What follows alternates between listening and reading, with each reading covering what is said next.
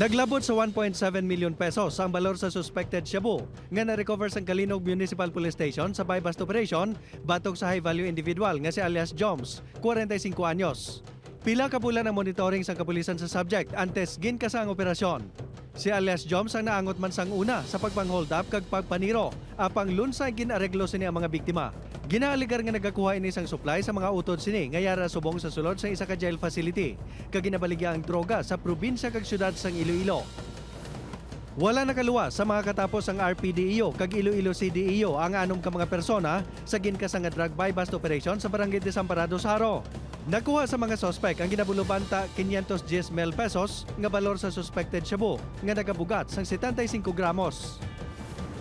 Balik karsel naman si alias Remy, 34 anyos, matapos liwat nga mangin subject sa buy-bust operation sa Barangay Santo Rosario City proper.